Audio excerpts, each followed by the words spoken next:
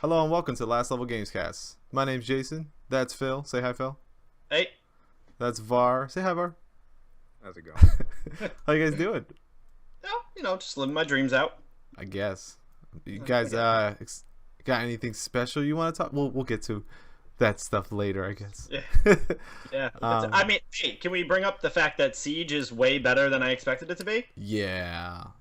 You want to talk about that? So, what do you like about it? For playing it. I mean, it's what when it works, it's fucking amazing. No, that sounds terrible. I get that, but when you go into a public group, and so just so you know, we're playing this on PC. But when you go into a public group and everybody they're actually talking, hey, it's on this floor. Hey, I'm breaching this wall. Blah blah blah blah blah.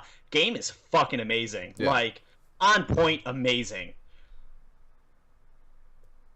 When it doesn't, it's kind of really shitty. And what he means by that is when you have teammates that are either new to the game or don't care that it's casual and just want to troll, that's when it sucks. Or that ones that just don't care to pay attention to shit. Yeah, they just don't know. You know? Yeah. Look. I think I've played enough of it where I get pissed off when someone's a recruit. I get really... You elitist bastard. I'm not that good, but it bothers me. You got to play it to understand that, though. Yeah, because they put everything through an unlocking wall, right? Because there's not much else to do in the game, to unlock wise. So they put all your classes, which makes it really hard for someone brand new to get into it, because so you can only play only one person can play each class. There's probably 10, and there's from the demo. Yeah, there's 5 on each team. Yeah. So if I'm new enough and I only have 2 of those people, but somebody else takes them, oh well. Yeah. Well, I will tell you, if they do the way the game recommends, and if people do the situations first, one, you get acclimated with all the maps and the classes. Yep. 2, you get a shit ton of what do they call it? Rec? No. Just points to buy classes, to buy operators. Yes, renown. To buy operators and stuff like that. I did 6 or 7 of the situations before I started playing with you, and I got 3,000. So I was able to buy a handful of operators. Yeah.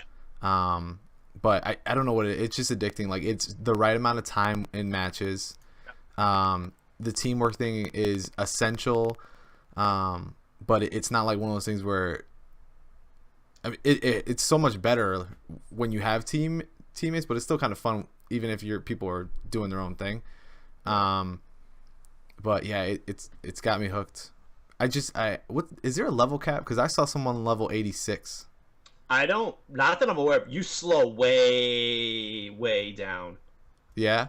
Yeah. Well, even look at it now. I'm about 20 hours in, I think, and I'm only 20 something. Yeah.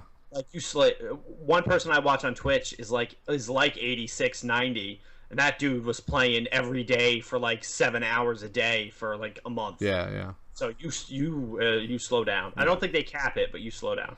Yeah, I mean, either way, I'm wondering, as far as it has a good amount of classes. I'm wondering if they're gonna add more. I know that there's an expansion that got delayed to February, but I'm excited to see what that is. But all in all, it's just. I mean, you and I agree. It's so much fun, It's good. It's not like Insurgency that we also play once in a while that Var loves, right, Var? You love Insurgency. You want to review Insurgency? Who told you that lie? You don't like using a keyboard and mouse? No. I was gonna say you got that controller to work just fine. I don't see the problem. Yeah. Oh, might I add? Please do. Under Steam, full controller support. Yeah. There's a couple games that do that. They're full it's really one controller that has full controller support. Normally it's the Xbox 360. The problem I had is by comparison, I've been playing a few games that say partial and it's complete. Yeah. And that says full, none. It has some. None. I had my controller in my hand. You have the wrong one. And I was able to do nothing. Yeah. Well. Yeah. So that's our review of Rainbow Six and kind of Insurgency.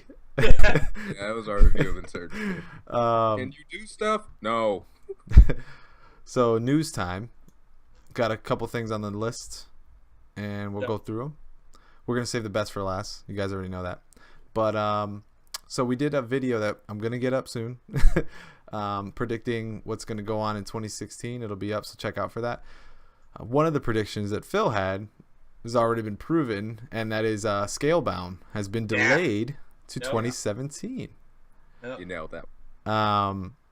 Like 2 seconds. Well, come on. Yes. I mean, they gave valid reasons, you know. And to be fair, like I think, what was it? E3 was or was it Gamescom? No, E3 was the first time we had seen it. Yeah, and it was. And what was the CG trailer? And then Gamescom was the gameplay trailer. Okay, yeah. And that was bad. And it was like very. I liked it, but I liked it, but it was one of those potential based things. Yeah, it was. No, I liked the idea, but it was choppy. Okay. It was like. Well, I thought it was so. Even though it was gameplay, it was so scripted. Like it was one small section, and the way that the game's being presented is that it's so massive. Yeah. Because you're gonna be like, other people are gonna have dragons and shit, right? Like in the multiplayer, it looks like. Yeah. So it's got to be like a huge game. But it's cool, you know. I don't know. We have to wait to find out more about it, but it's the same company that's made Bayonetta, Metal Gear Rising, and the Wonderful 101. Nintendo shoutouts.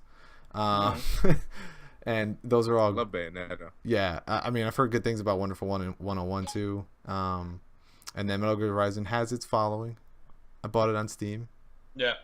I've never heard from anyone that it's a bad game. Yeah. It's just for that genre, like to have that title and be that genre, threw a lot of people off. But I've never heard anyone say, "Oh, it's a terrible game." Yeah.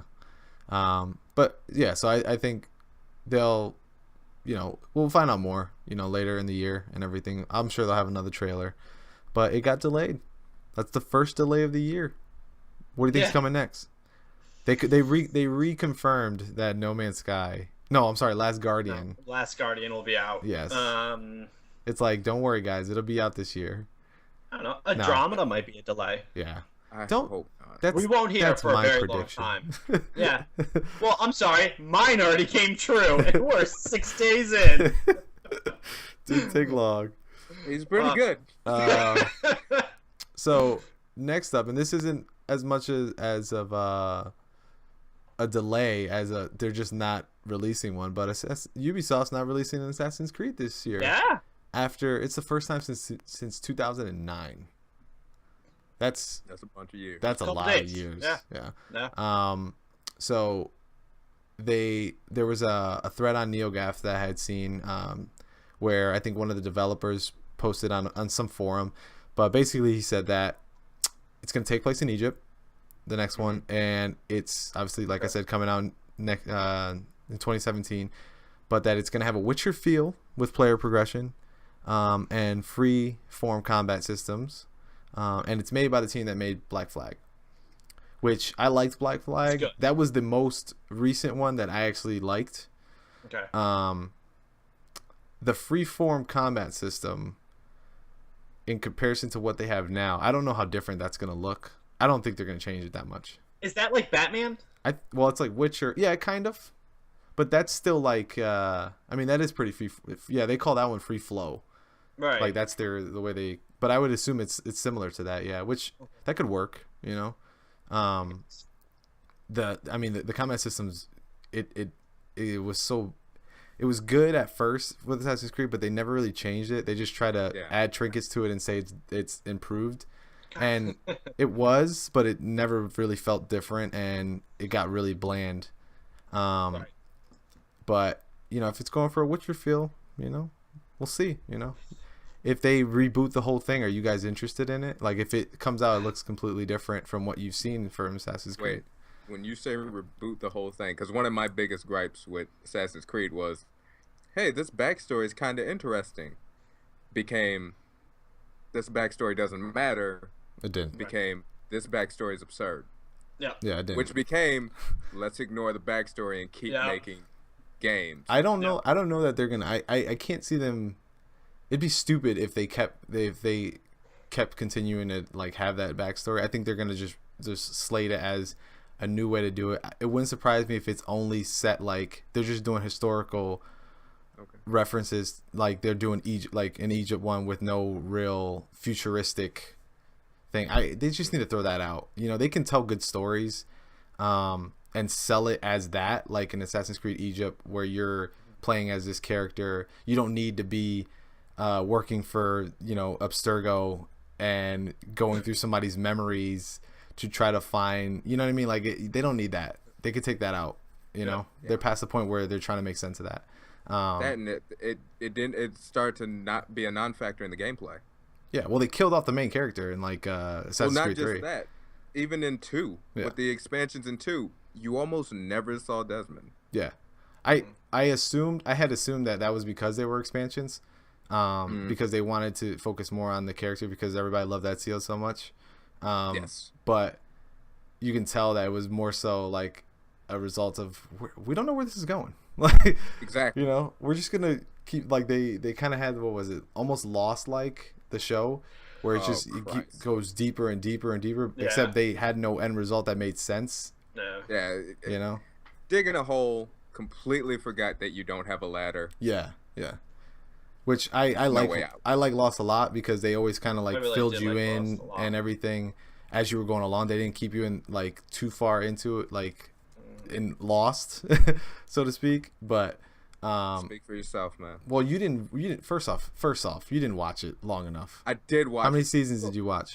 Exactly. How many seasons does it have to be for you to go? I'll watch this like 4. So Lost made sense. It was about 3 seasons. Yeah, I was gonna say about season 3, season 4. I got into season 1 at the end. You went, all right, I'll watch the second one because I don't know what the fuck happened. And then season 2 happened, and a little bit. And then 3, you're like, I get it more. Yeah. And I also get that this is their formula. Yeah. Answer 1, ask 10. Like, that's just the way they progress the show. Yeah, after season 1, I was like, okay, I get what the title's for. It's not about the island. It's about, like, what it does to your brain. But, yeah. So, I had a question. Yeah. Maybe you know, maybe don't. About that Witcher talk. That scares me. Okay. Because I feel like we've had this talk before about everything going open world, like, to that extent. Yeah. So Assassin's Creed have been open world. Yes. But they've had that linear story, haven't they? Kind of. Absolutely. But they have a shit ton of side missions. Absolutely. Of side missions. Like Assassin's Creed's along the lines of Witcher, except their side missions are, by comparison, I think way more like just bland and you know, you have to race to the checkpoint and so it's already there. So it's already there. Like that's why when it said Witcher feel, I say, are you going to try to emulate everything Witcher does, because you're kind of in the same realm anyways, but I'd rather play Witcher. Like, you know what I mean? But we'll see. Okay. So next up, you guys like Final Fantasy? I've heard of it. Why do you like Final Fantasy? If you could bullet point it, give me some reasons. Story. Gameplay. Fantasy environment. That's 3. Give me 3, Phil. Gameplay. I like the gameplay of it. Mm-hmm. I just love JRPGs, the traditional style, not maybe so much now. Yeah. And I loved that each tried out a different like skill builder, skill system, character development. Character development. I loved that they all had tried each. That's why I'm excited about 9 coming to PC. Yeah, you're talking about like the. But you didn't like 8. Fuck 8. Whatever. The character development in 8 was phenomenal. Are you talking about like story character development? Right. I'm not talking about story. I'm not talking about story either. No. You're talking about skills. All being whiny kind of got old for me. I'm talking about how you build your character stats wise. Like skill trees and all that. Like capabilities like the sphere grid, the GF system grid. in 8. Love the sphere grid. Materia in 7. Love Materia. Materia was dope. I love these effects. Yes. I didn't like. You have to like steal shit. What? In 8. You have to what? You have to steal stuff. You have to suck it out of. What you do? You have to suck it out of. Did you play? I vividly remember Final Fantasy VIII. I just started it up for like the 4th time the other day, and like I completely forgot about its like power up systems and whatnot, and like I had to go into a cave and start sucking rock and fire element out of people and draw system. Can I just skip all that? Yeah. No. You got it for PC? Yeah. Then yeah. You can. What, with mods? The PC version gave you all the magic, like 100 of everything you were gonna get at the beginning. That's true. Yeah. I forgot they got that cheat code. Until you're like where you would be on the second or third disc. Yeah. There's no point in drawing anything but the summons. That's good. Cheating motherfuckers. So if I cheat my way, no, that's built in. And the Chocobo game is built into 8. Yeah. I don't remember the Chocobo game in 8. It wasn't. Okay. Wasn't it? It didn't come to the US. But on Steam, you can play it. Makes sense now. It's fun stuff. I'm just gonna sit here and sit on my hands until 9 gets here. So 9 was really good. I really like 9. Yes, 9 was fun. It's my favorite character of all time. A lot of people's favorite character. Zidane? No. Vivi? Yeah. Vivi. All of them. Yeah. Fucking amazing. You're all right, Phil. All right. Yeah. Now I am. Do you ever see the high definition pictures or video of him? No. Where it's just the blue, right? Then the hat, and then instead of it being like a black face, it's just emptiness. Yes. With 2 eyes. Oh, it's fucking amazing. Oh, sorry. Yes. All right, we'll go back. We were talking about things. That's my fault. Yeah, it's related to Final Fantasy. So, in an interview with Final Fantasy 15 director, he was talking about how they were going to kind of do character development, and he wants the narrative and the gameplay to be similar to The Last of Us. Now, you guys both looked at the article. He talks a lot about like human connections and metaphors, and like the car is representative of his father because his father gave him the car, and he wants the story to be told, like the character development to be guided in a certain way, the way the gameplay was in Last of Us. First thing that pops in my mind, and I think you guys kind of saw the same thing too, was that sounds very linear, right, to me. Right. He goes on to like talk about like how he doesn't mean it to, like he has to find a way to incorporate that while keeping it a true RPG, which, okay, you're aware of that, so that's good. Yes. But what do you guys make of that? Do you guys think anything of it? Like, does it worry you? I'm interested. To be perfectly honest, I'm interested. I think that is, and this goes back with the Assassin's Creed thing, I think that's a sign of the times. I think people get in front of a reporter and they're asked about their own game, and the device they use is to compare it to something else people like. And this happened with the Deus Ex guy, and it works both positive and negative sometimes. But their essential tool is not to say, this is Final Fantasy 13-esque. You don't use your own creations to try to get new audience in. You get a new audience in by telling them, this is like that other thing you love. Even if so what I agree with Var to some speak. It's almost like that marketing speak they use. But what scares me is if he truly believes this, and we talked about this before, like The Last of Us could have been ruined by letting you decide the fate at the end. So they could have ruined an entire fucking game with one instance of less linear progression, right? Yeah. So it scares the shit out of me that a game that talked about being open world, shows you the car, these areas you can explore, these things you can do. So it would almost have to be like a continual hourglass, right? So like you get led into this open world area and then funneled into something for a story, led back out, funneled in, led out, funneled, and that I don't know. You think it's gonna have? Do you think they're gonna put some sort of like time reference in there where you have like a game like Persona on the Vita, like you have certain like you can do whatever you want, but there's certain times in the game where like if it rains or something like that, the day after it rains, somebody dies, so you have to like go into the other world to protect them. And I'm paraphrasing, but that's kind of like what the system is, and it doesn't happen often, but it happens often enough where to continue like understanding what's going on in like the other world, you have to go over there, otherwise somebody's gonna die, so you have to prevent that. And that's a way of like, you know, seeing characters interact with each other and things like that. Do you think would that be okay for you guys, or would you not want to be confined by a time? I could see. I hate being confined by time. I could see it more of a like hub to hub to hub. So like where, like that's fine. You want to go out and explore and you see different shit and you hit off side quests and whatnot. But that guy in Emerald City has a key you need to get into that one more place to move forward, and like that's how I could see them more moving the story forward. Yeah. And that's way more traditional for a JRPG and for an RPG in general. The problem with that is part of what made The Last of Us so good in the character development and just the fact that you cared about those characters was that didn't happen. It was that you went down path A and it was hard and you almost lost her, or she found something that reminded of her childhood. It was continuous. He got into this situation where he's like, oh fuck, like, do I leave her? Shit, I can't. You know, those things were like this building on top and on top and on top. Whereas this, I think you'll have more of that, like, here is story, go do whatever the fuck you want. Here is story, go do whatever the fuck you want. Oh, okay, fair enough. I don't know.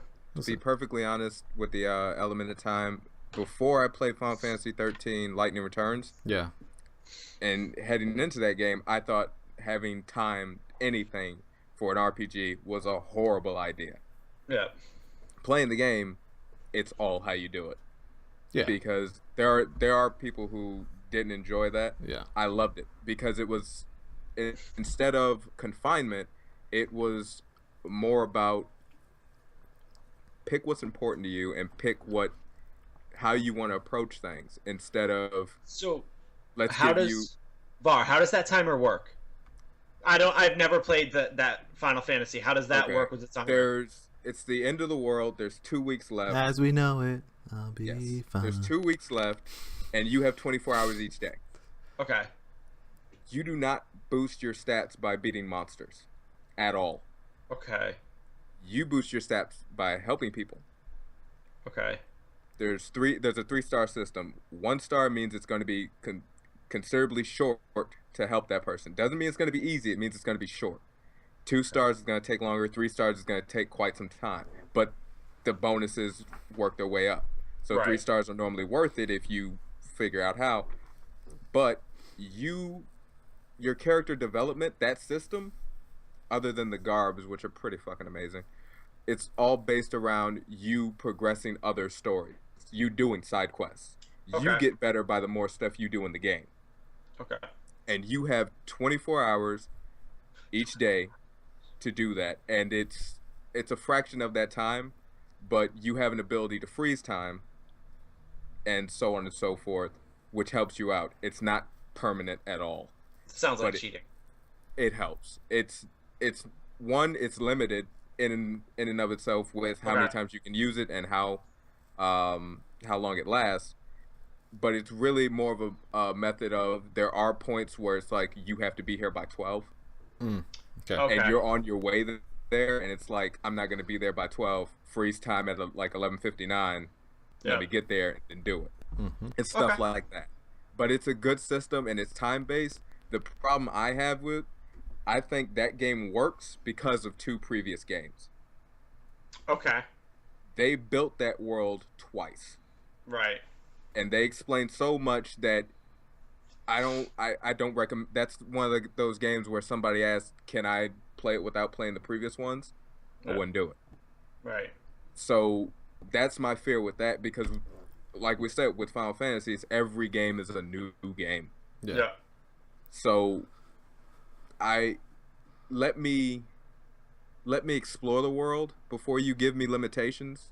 Okay. And if you make it linear, I'm frightened to say that'd be a sign of the times, and that would sadden me quite a bit. Yeah. Because I love pouring hours into RPGs like that. Yeah. And I love that there are things to explore, and like I love that in all the Final Fantasies we're talking about a moment ago, there's a summon that you can or can't beat the game with. Right. There are so many things that you may never see if you don't go off the beaten path. Far off the beaten path. Yeah. I love that. No. I love getting those things, and like the hardships or whatever have you that you have to go through that normally don't have a huge impact on the story. Normally the stories in Final Fantasies are kind of linear. Yes. You're just given a ton more stuff to do in them. Yeah. Yep. Like the stories themselves, like none of us has a different ending for any of the Final Fantasies we played. Except in 7 when I didn't press the button. You never press the button? I never pressed the button. I don't even know what to make of that. Then it didn't end. Yeah. Well, it does. It's weird. It does. Okay. It still ends. It just gets weird, and I got mad. I was like, but I was looking at that. Anyway. Yes, but it ends.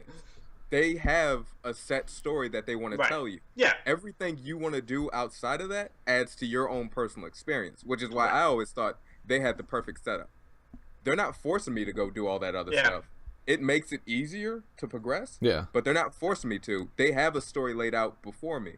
If I want to go do extra stuff, that's on me. I love that. Yeah. And I hope they stick to it. Fair enough. Yep. I mean, we'll see. Last of Us scares me. Hold on. That comment. Mm-hmm.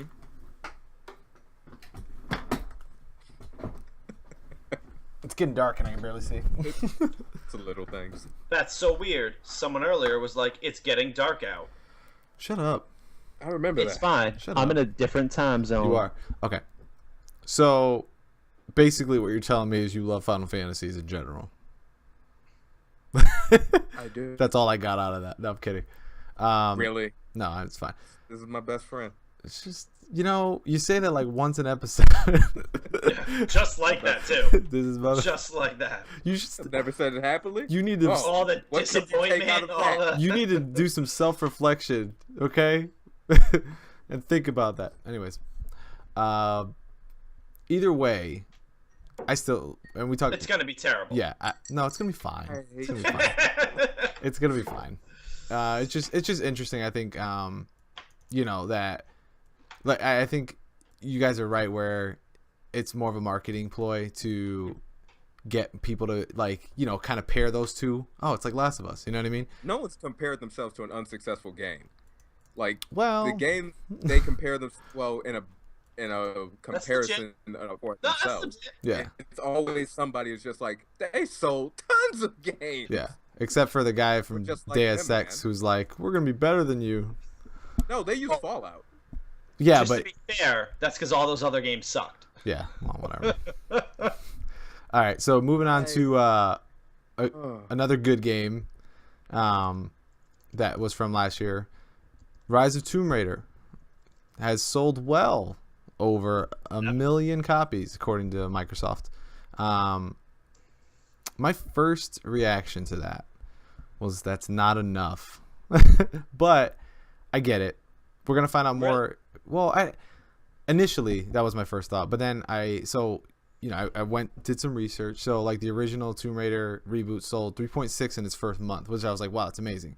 But then I thought about it. And that was it released on all 3 platforms simultaneously. So PC, and Xbox 360, and the PC. height. What?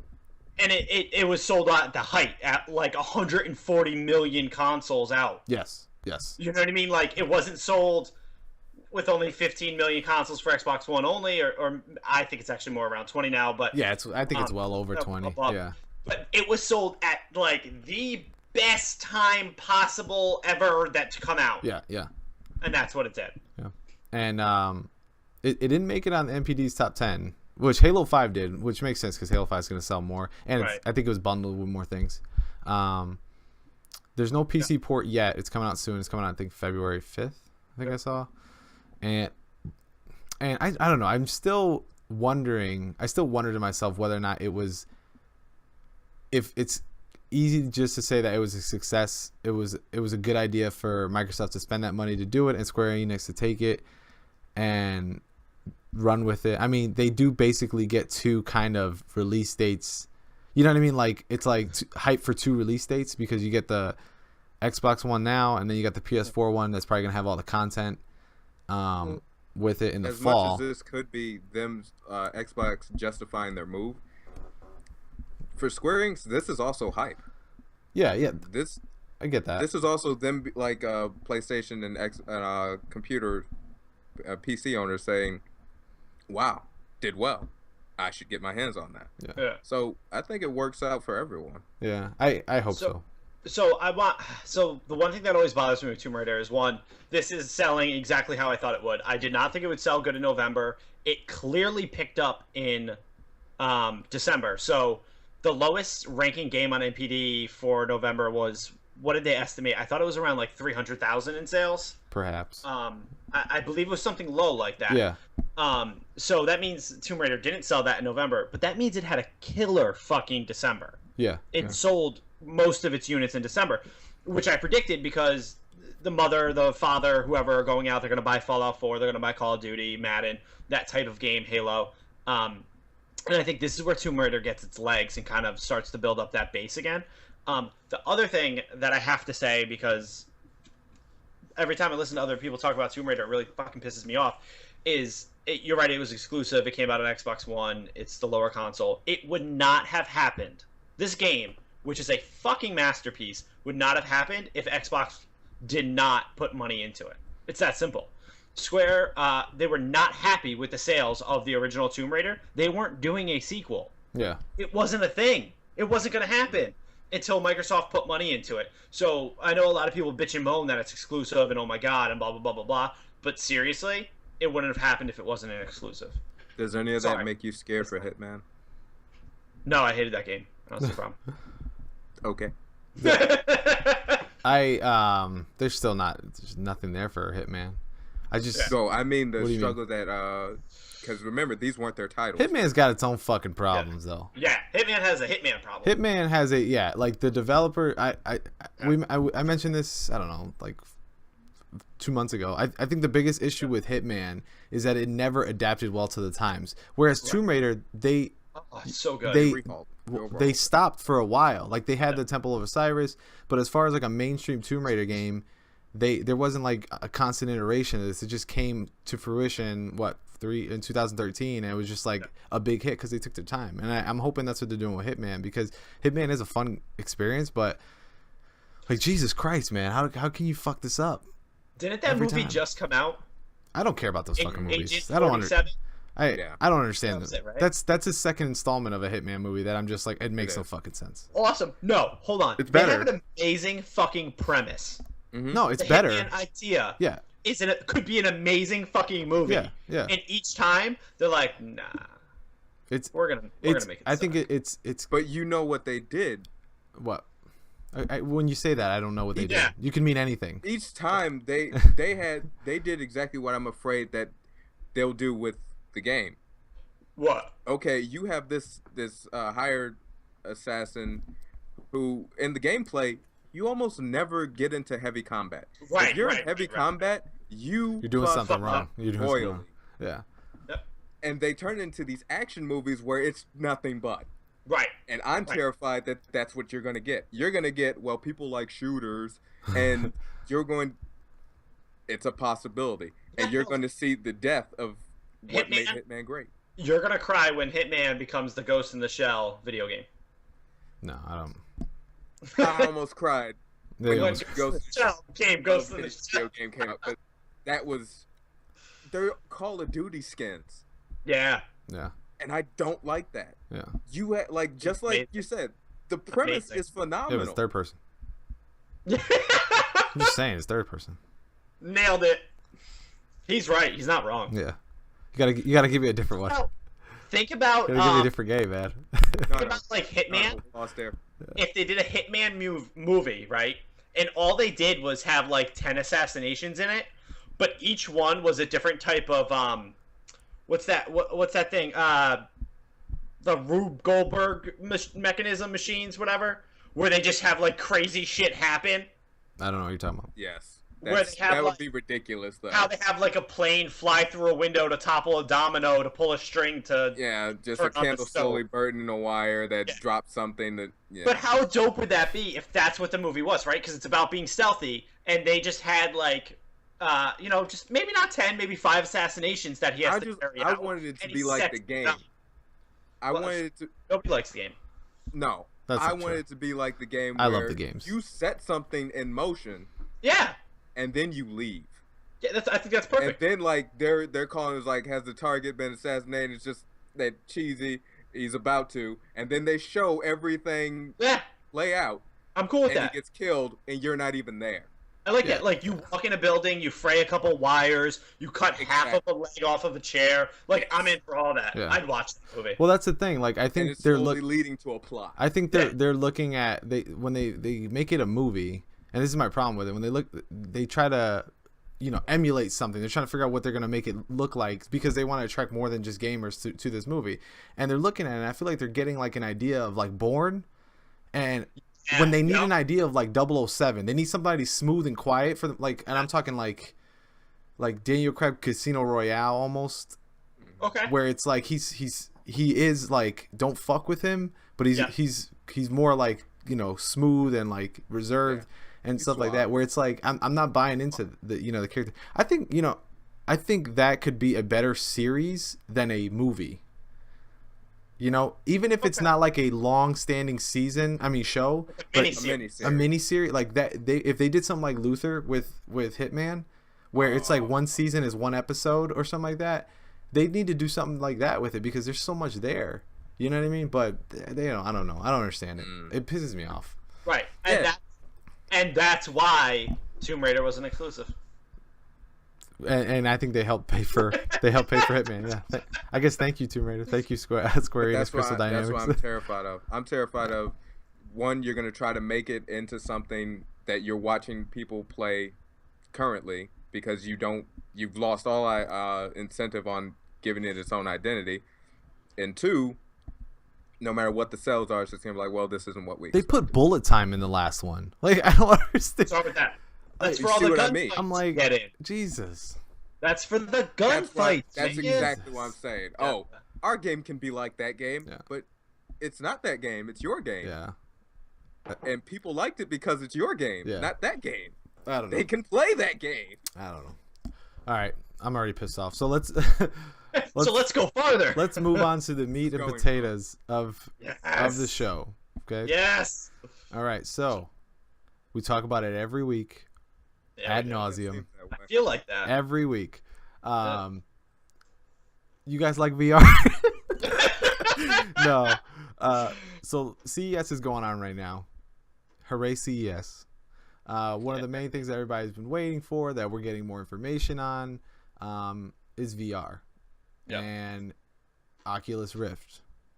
And they haven't really said too much about PlayStation VR yet, right? No. But let's talk about Oculus Rift, okay? So they're taking pre-orders for it. Now, initially when we set this up, we didn't know the price yet. We'll get to the price in a second. But one thing I thought was cool, and I know Phil thought it was cool too, and he was pissed off. Early Kickstarter backers from the original, anyone who backed it like from the start, they're getting a consumer version of the Rift for free, which is cool. Which I think will relate to something we're going to talk about later. Because they already got a dev version. Yes.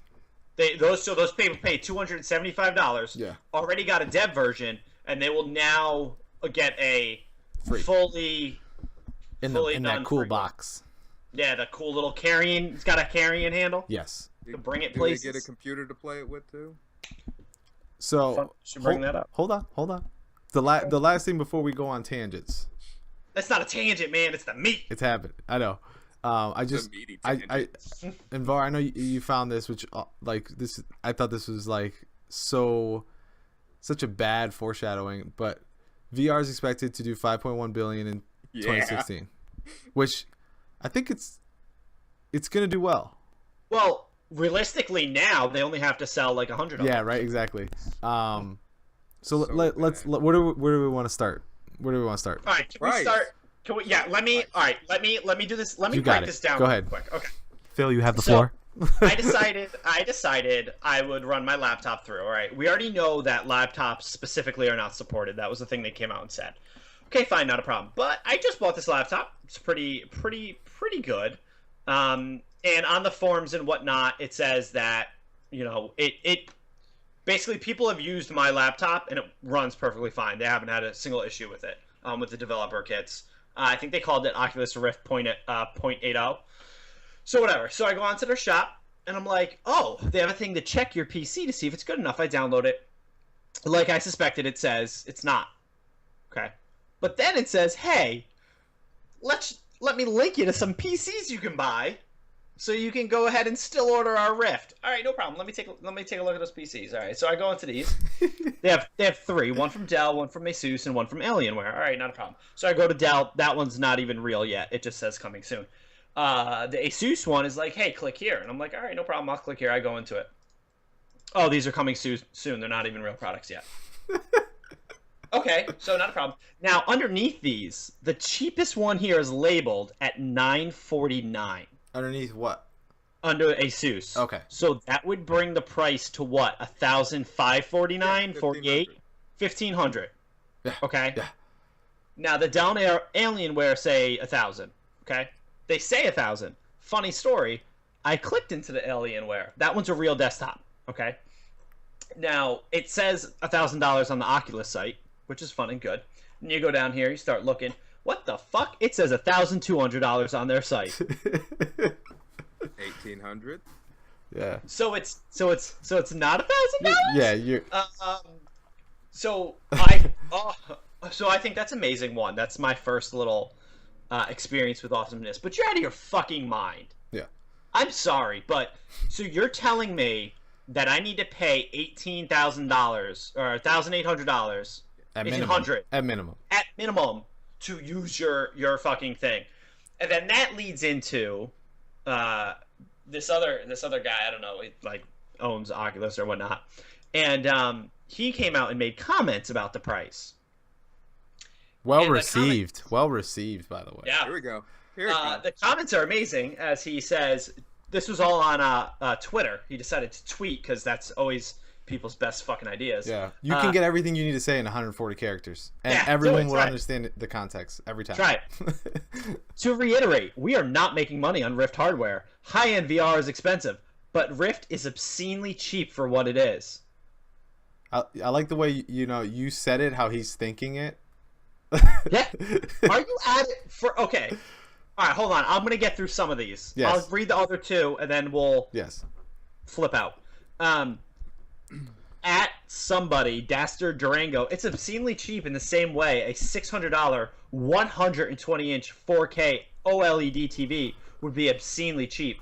More for $600 than most products. That's an erroneous comparison. Erroneous! Erroneous! Now, I'm just going to throw this out there, and I understand my phone is not an Oculus Rift. It is not, right? No. We understand that? No, yes. Yeah. My phone was $500. Yeah. I could put that in Google Cardboard and do VR. Yeah. I'm just throwing it out there. We're going to move on, though, right? I think I'm going to buy one of those, too, by the way. But go ahead. It's an amazing phone, not the point. So, and then he goes on, and the person says, at VR, at this dude, fuck his name, can keep the Xbox One controller and give me a $60 discount. Don't want it or need it. Well, now that's what we call a troll. Well, let's start off with this. So the Oculus Rift comes with a controller, an Xbox One controller. Yeah. Yes. So that's why he's saying that. Yes. So this is what you call a troll. Now, if you've been on the internet for more than a day, you don't feed them. You don't respond to them. You act like they don't exist. No. He ones up him and he goes, "I got this, guys. Don't worry, PR. I'm going to handle this for you." He says, "Controller costs us a tiny fraction of $60. Sell it for profit if you don't need it." Yeah. Nailed it. Nailed it. He's like, who gives a shit how you feel about it? I don't. How amazing. Hey, guys. That controller costs us nothing. We don't give a fuck. Yeah. That makes sense. Like that. Like, what the fuck? So, me and Jay talked slightly about this before. To me, it both harkened back to both console makers at one point, but to me it came back and hit me as Sony when they come out with their $600 PS3 and they're like, "Nah, you're gonna want to work more hours for this. It's amazing." Yeah. No, we're not. No, that's fuck. Are you kidding me? That's cheap. It's got a cell processor. Yeah. Fuck you. Yeah. Like, come on. But Come on. They learned from that, and They then did. their approach was Way better. there. You go. But These people don't know yet. No, they don't, and I think they're honest to God. Like, they're gonna learn. This is bad.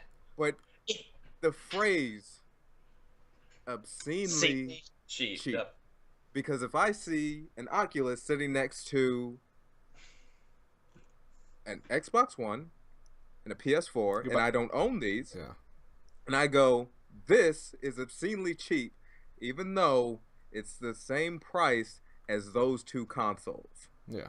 Yeah. Not those two consoles as in each of them, right? As in both of them. And you get games with it. Yep. No, you get games with the Rift too. So. No, but don't. But you don't get games with the Rift. There was 2 games with it. That doesn't matter. You know why you don't get games with the Rift? Because you still need a computer. Oh yeah. That's the fucked up part. Like, so I would be all for giving them $600 of my hard-earned dollars if that's all I needed. If that was the only part of it. If I could give you $600 and you gave me a VR experience, I am in. Let's do this. But that's not what you're doing.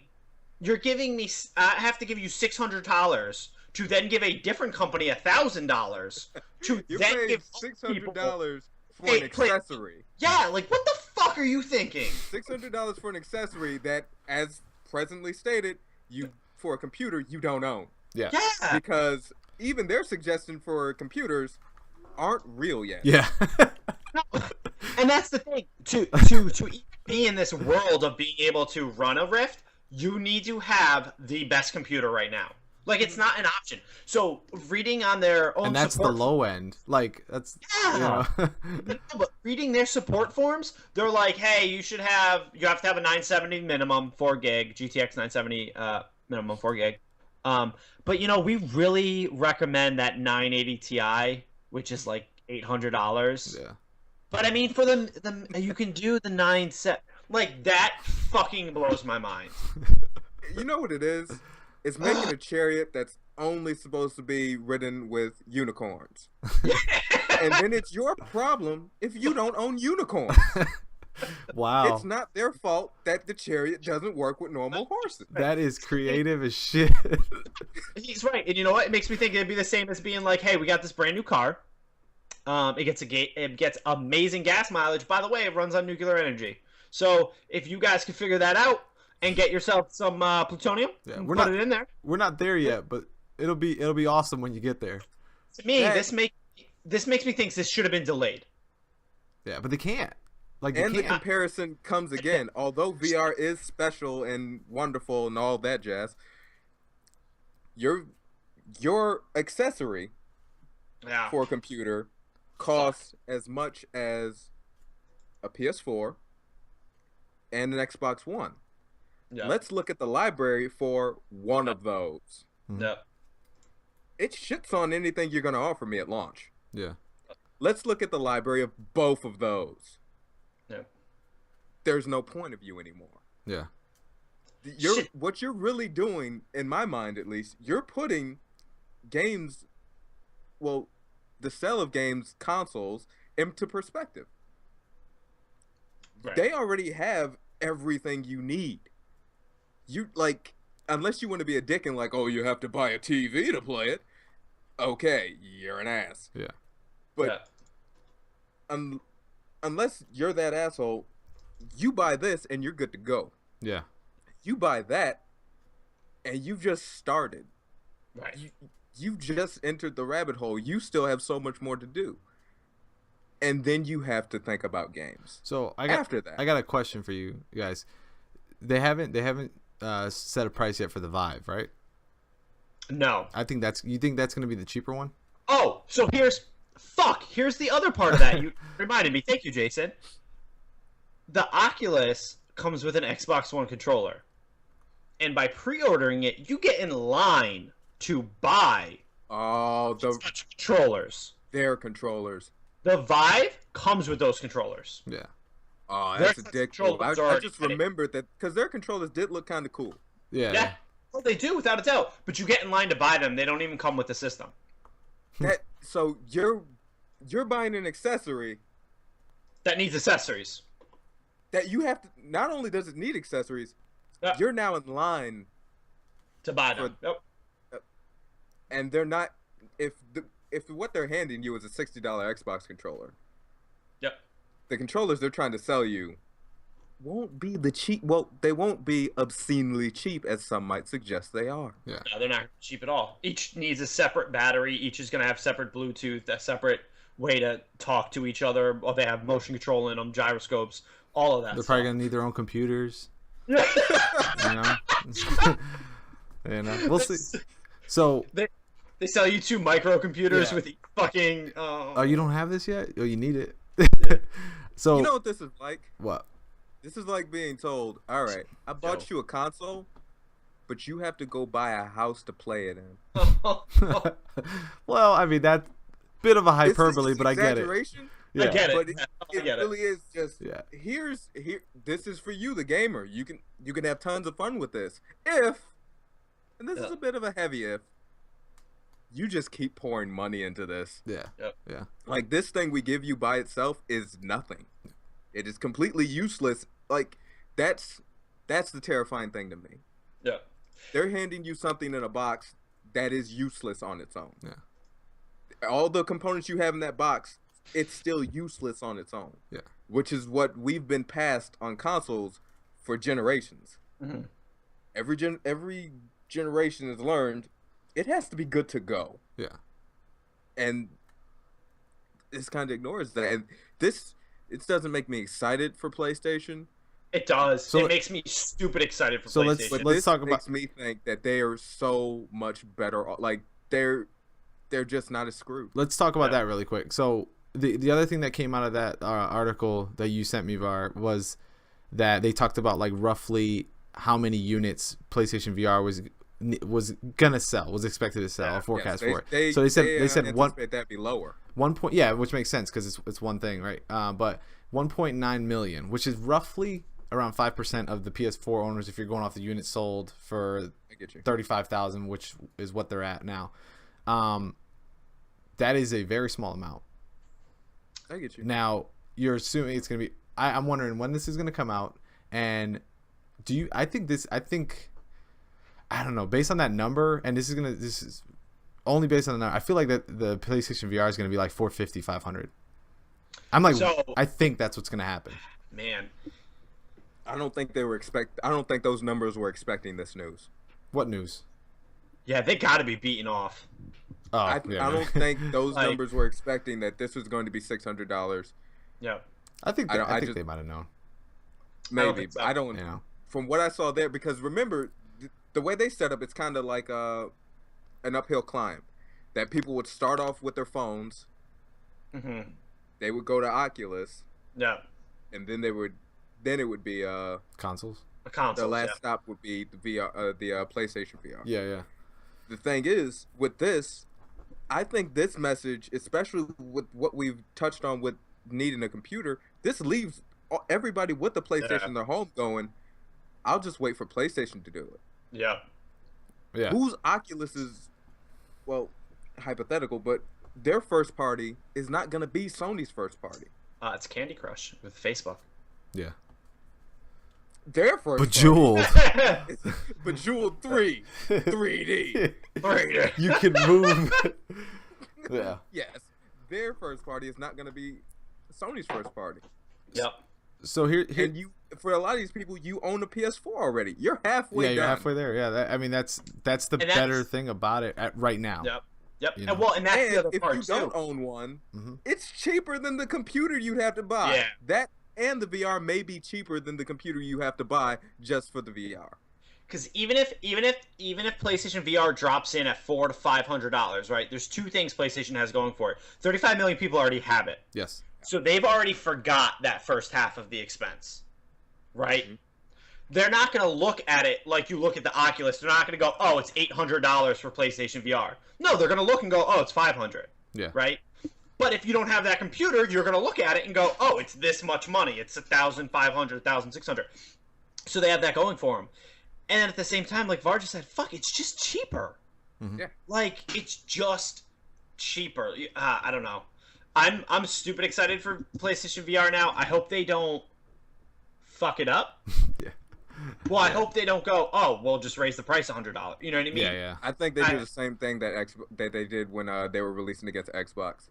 Yeah. I think they're using this and they're just taking notes and they're so happy right now. Yeah, they have to be. Happy now. They have to be. They could be. And then they, just like they did with Xbox, even if it is slightly cheaper, they just drop it like it's a bomb, and they're done. Yeah. They've essentially, because I still go back to that first point. You're a hypothetical nothing entering the VR market. Yeah. They're a games company entering the VR market. Yeah. They have their studios on standby. They've already told you they're working on VR games. Yeah, they have something like they have a shit ton of studios developing VR games. In comparison, you're telling me to buy a computer, then buy this. Now I'm in line to buy your controller. Yeah.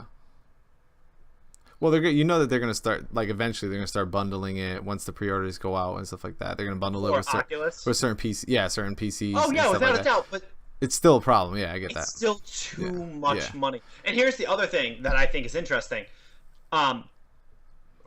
The type of person that has a really high-end PC doesn't buy it from Dell or Asus. They build it themselves. Yeah. So, like, those bundles, that thing is really attractive to I would say, this is going to sound terrible, but, like, the common, and I think at that point they go PlayStation. Yeah. Just base price, like, because PlayStation's going to have a bundle. Like, that's not even a question. Yeah.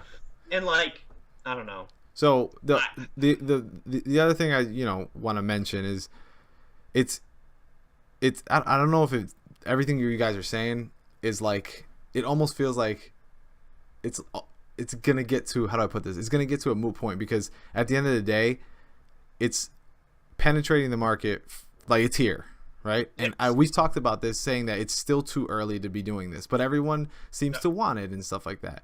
And you know that it's gonna be sold out. You know that it's gonna be people. There's gonna be people out there that are gonna buy this. It's gonna be sold out. So even they didn't expect that. So I didn't expect that. Don't I'd worry, agree with you. Sold out. But you can still pre-order one. No, I know. Yeah, I know. No, but that's scary. Yeah. Think about the consoles. Think about the generation launches. You couldn't pre-order this late in the day. Yeah. They were gone. You can still pre-order a Rift. Just because they're still clicking on the coming soon for the PCs. But I think that's the bigger problem with it, is that everybody wants it, but it's here now. It'll probably get better from here over time. Like we said, though, like, we're not really ready for VR, like, in general. You know what I mean? Like, everyone wants it, but it's not here yet. And now it's like everybody's in a chokehold for it. Like, Rift has to come out with it, and they wanted to be one of the first ones. I think now everybody's going to look at it a little bit and be like, they're all going back to trying to figure out, all right, when should we release this? And how much is this going to be? Are we going to be more or less than the Oculus Rift? Because if they're more, they're going to change something. If you hear, like, anybody delaying further, I think it's because they're trying to figure out how to make it cheaper. But but that's the good thing. Even a delay can make it cheaper for you, because you're delaying out those parts, and you're delaying out that, what you need. And you're right. I think Vive they're not coming out with a price point yet. This will be huge for them, because they can gauge the market reaction to Oculus. Yeah. And then decide if they need to push back or not. To me, this makes PlayStation VR such a slam dunk. Because let me ask you this, Phil. You were, out of all of them, you were most interested in the Rift, or no? In the Rift. You were, yes. yeah. That's, I was most interested in the Rift. Yeah. I love the controllers for the Rift. Yeah, they're pretty cool. And what they seem like they can do. But that's $600 plus whatever they cost. Yeah. I don't know if they cost. Yeah. And it'll be a while before they're ever bundled with that thing for a valued price. But in fairness, value price, they'll be bundled. Buy your Oculus and your new computer. You could sell that Xbox One controller, and use that money towards a fraction of that controller. While you're there, you might as well sell your kidney and your dog too, right? That's what they're for. Yeah, right? Just work more hours. Yeah, I think just be fine. Fucking piece of shit. Work more hours. Yeah. No, I mean, it's gonna be fun. Oh man, it already is fun. Yeah. Who are you kidding? This is awesome. Yeah, we're gonna have a lot to talk about for the coming months. I think. Hey, can I throw this out there? What? I think PlayStation VR goes on sale the first day of E3. No, they're not ready for that. I think day and date. I know everybody's pissed off, but it's like I don't see it coming out any other way, because that's just how our market works now. Like, you know what I mean? It's like, who's first, and everybody's worried about being first, so they got to get out first. And I mean, it's not like Oculus Rift doesn't have support, because they're, what is it? Facebook owns them, so you know what I mean? Yeah. Yep. It's one of those things where like they can take a little bit of a chance because Facebook is a giant. But yeah, I know everybody's it's gonna be fine. Just don't buy it this year or next year. It's gonna be. Yeah, I think we're a year or two away. Yeah, that's my problem. Is that if we're that close, why are people like trying? Why is it there's a pressure so big? Because we need it now. We need it now. The Oculus came out, and everything it talked on Kickstarter, on just its press conferences and through the media was a $300 to $400 price point. Yeah, and that's where they shot themselves in the foot. Is because they kept harping on it. Look at the Kickstarter, $275 got you a fucking Rift. Yeah. Right? Yeah. So I think that because of the constant, this is what we're looking at. This is what we're trying to get it to. This is what we're trying to. Oh, BT Dub 600. I think that was the killer. Yeah. Yeah, I mean. So, PlayStation VR. I fucking hate PlayStation most of the time, but it's gonna be my VR. Yeah, I really think this is all just leading up to their E3 press conference where they're just like, they just have an Oculus Rift on the stage. And it's just that, huh? No, they're not that. They're not that. Won't be there. 350. Yeah, and the like confetti shoots out of everywhere, and they just walk out on the stage. Yeah. That was it. Just somebody just sledgehammers the Rift model. No, that would be amazing. They wouldn't do that. They're not that dirty. That's a power move. They're not that dirty. Or if they come out and they go, "Hey guys, want to play VR games? All you have to do is pay $350." Kind of like that used games thing. I think that's more realistic for them to do. Yeah. Like that's what I want. Yeah, but I want there to be confetti and $350. We did it. Woo! So here's my question: what happens if PSVR is $600? It's still cheaper. It's like you said, yeah, it's still cheaper. I mean, still cheaper. I'm gonna start like a GameStop card and just start putting money in it. Like, not trying to sound absurd about it, but with Sony's recent history, it's like, well, if they're 600 now, then they're gonna be 550 come Christmas. Maybe, yeah. And next year they're going to be 550 for Black good Friday until they're deal, 500. Yeah, I don't. Yeah. So one last thing I want to say before we wrap this up really quick is the one thing I think, and again why PSVR is going to be able to hit the lower price points and that kind of thing, is they're going to be able to make it up in games. They're going to be able to make it up in their marketplace, renting movies, renting shows, buying the games from Sony exclusive studios, or even just from Sony because they make money off those. And I think that's going to be the difference. And that's why Oculus has to be the price it is. Sony can take the loss on their system. Yeah. I mean, I think that's kind of how they're treating it. Yeah. Yep. Yeah. Even though that's what Oculus is telling you. Well, no, they're saying you're paying cost. I thought they were. Oh, okay. No, they're saying you're paying cost because you're getting a 120-inch 4K TV. Erroneous. Erroneous. I'm not getting a fucking TV with it. So. Ladies and gentlemen, this has been Last Level Gamescast episode. I don't know what episode. I'll write it in the thing. 15. Episode 15. Let us know what you think about the news about VR. Anything else we talked about? How you feel about our passions about VR. Let's go with passions.